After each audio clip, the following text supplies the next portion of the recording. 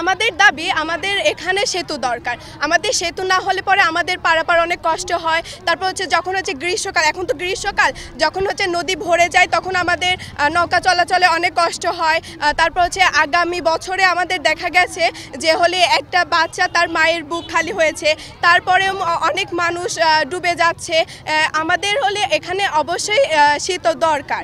আমাদের শহরে স্কুল আছে, সেখানে আমাদের অনেক কষ্ট হয় পরীক্ষা দেওয়ার জন্য, ঝামেলা হয়। তারপর নদী পারাপার, আমাদের যদি একটা এখন ব্রিজ হয় তাহলে আমাদের পরীক্ষা দিতে অনেক সহজ হবে। তারপর হচ্ছে চলাচলের জন্য ভালো হবে। আজকে আমাদের এখানে একটা সেতু দরকারি, আমাদের সেতু এখানে একটা লাগবেই। এই সেতু যদি এখানে না হয়, কারণ আমাদের এই যে নদী পারাপারের সময় অনেক বাচ্চা মারা যায়, অনেক মায়ের বুক খালি হয়ে যায়।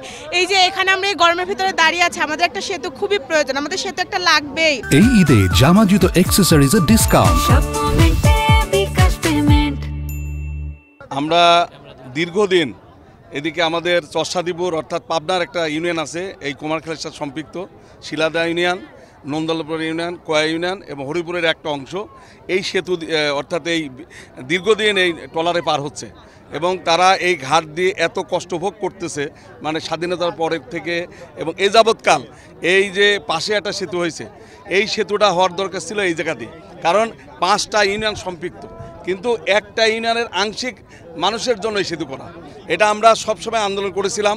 ওই সময় আমরা চেয়েছিলাম সেতুটা ঘোড়াঘাট বড়বাজার হয়ে হোক, কিন্তু সেতুটা ওই সময় যারা ক্ষমতায় ছিল ফ্যাসিবাদী এবং স্বৈরাচারী, তারা নিজ ক্ষমতায় জনগণের ক্ষমতাকে, জনগণের মানুষের কষ্টকে না দেখে তাদের ব্যক্তিগত স্বার্থান্বিতে তারা এই সেতুটা করেছিল। কিন্তু আমরা চাই যে এই সেতুটা 5টা ইউনিয়ন সম্পৃক্ত, হরিপুরের অর্ধেক মানুষ এই ঘাট দিয়ে পার হয়। আমরা মনে করি যে এই দাবিটা দীর্ঘদিনের দাবি, এই দাবি আমাদের বাস্তবায়ন হতে হবে, যে কোনো মূল্যে এই দাবি আমাদের পূরণ করতেই হবে। এই ঘোড়াইঘাটে একটা সেতুর জন্য দাবি জানাচ্ছি। এখানে এই জায়গাটা নদীটা দীর্ঘ পথ পাড়ি দিতে হয়, এইখানে অনেক অসুবিধা হয়।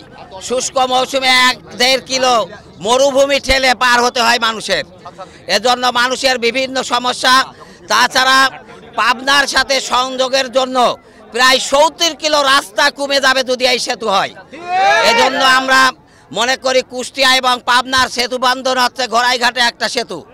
এজন্য এলাকার মানুষের প্রাণের দাবি, আমরা এই মানুষের প্রাণের দাবির সাথে আমরা একতাবদ্ধ হয়েছি। আমরা আসছি এখানে আজকে একটা ঘোড়াইঘাট বড়বাজার সংযোগ সেতুর জন্য মানববন্ধন করতে আসছে। আমাদের এখানে অনেক ছাত্রছাত্রীরা শহরে লেখাপড়া করে, প্রতিদিন প্রায় 30 থেকে 40 হাজার লোক পারাপার হয়।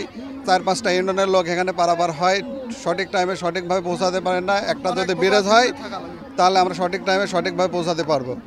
ঘোড়াঘাট টু বড়বাজার একটা সংযোগ সেতুর জন্য, কারণ এই সেতুটা আমাদের অনেক দিনকার দাবি ছিল, কিন্তু একতরফাভাবে তখন এই ব্রিজটা হলে হরিপুরে এক কর্নারে নিয়ে চলে যায়। এতে আমাদের এলাকার দুর্ভোগ আরও বেড়ে যায়। এমনকি এই ঘাটে যারা ভাড়া আদায় করে তারা লোকজনের সাথে চরম দুর্ব্যবহার করে বিভিন্ন কারণে। যখন এটা দেখেছি, আমিও কিছুদিন হলে এখানে যাই মোটরসাইকেল নিয়ে, যাওয়ার পরে আমার সাথেও তারা বেশ কিছুদিন খারাপ ব্যবহার করেছে। করার পরে তখন হলে আমি মনে মনে করলাম হয়তো এখানে একটা সেতু বিশেষ প্রয়োজন। করা থেকে তখন আমি নিজ উদ্যোগেই আমি হলে একটা দরখাস্ত লিখে আমি এটা হচ্ছে মন্ত্রণালয়ে দিলাম। মন্ত্রণালয় ওখানে ওনারা গ্রহণ করলো। গ্রহণ করার পরে ওনারা অলরেডি হচ্ছে আদেশ দিয়ে দিয়েছে সেতু করার জন্যে। এখন এলজিডির উপর ভারপ্ত দিয়ে আমাদের কুষ্টিয়া এক্সচেঞ্জের বরাবর পাঠানো হয়েছে। আজকে এই জমায়েতের উদ্দেশ্য হচ্ছে ঘোড়াইঘাট তথা কয়া ইউনিয়ন, শিলাইদা ইউনিয়ন, নন্দলালপুর ইউনিয়ন এবং হরিপুরের কিয়দাংশ, এই বৃহৎ জনগোষ্ঠীর মানুষ, অর্থাৎ এখানে 1,30,000 থেকে 1.5 লক্ষ মানুষ এই ঘাটের সঙ্গে সরাসরি যুক্ত। তারা প্রত্যক্ষ পরোক্ষভাবে এই ঘাট দিয়ে যাওয়া আসা করে। কিন্তু অত্যন্ত দুঃখের বিষয় সেতুটার সুযোগ সুবিধা থেকে, হরিপুরের সেতুর সুযোগ সুবিধা থেকে আমরা সম্পূর্ণ বঞ্চিত হয়েছি। অথচ সেতুটা হওয়ার কথা ছিল এই 2 ইউনিয়নের মাঝখান দিয়ে। এখন এই 1,30,000 থেকে প্রায় 1.5 লক্ষ মানুষ আমরা এই সুযোগ সুবিধা থেকে বঞ্চিত। আমাদের প্রত্যেক দিন ছেলেমেয়েরা স্কুল কলেজে যায়, যখন নদী ভরা থাকে তখন ওই নদীর ভিতরে পড়ে যায়, মোটরসাইকেল নিয়ে পড়ে যায়, তারপরে নৌকা ডুবে ঘটনা ঘটে, আবার যখন আপনার চর পড়ে তখন এরকম বিভিন্ন সমস্যা হয়।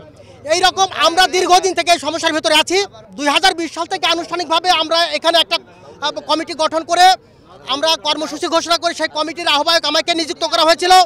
যাই হোক, আমরা ছোটোখাটো করে আন্দোলন করতেছিলাম। এর ভিতর বরকত ভাই যে কথা বলেন সে কথা যথার্থ, তো উনি একটা অ্যাপ্লিকেশন করেছিলেন। পরবর্তী পর্যায়ে আমরাও খোঁজ নিয়েছি। গত 18 তারিখে আমি এলজিডি অফিসে আমি সশরীরে গিয়েছিলাম। আমি এক্সেন সাহেবের সঙ্গে কথা বলেছি। উনি বললেন যে একটা নদীর ধার দিয়ে যদি একটা ব্রিজ করে দিই, একটা নদীর ধার দিয়ে যদি একটা রাস্তা করে দিই তাহলে তো আপনার সমস্যার সমাধান হবে।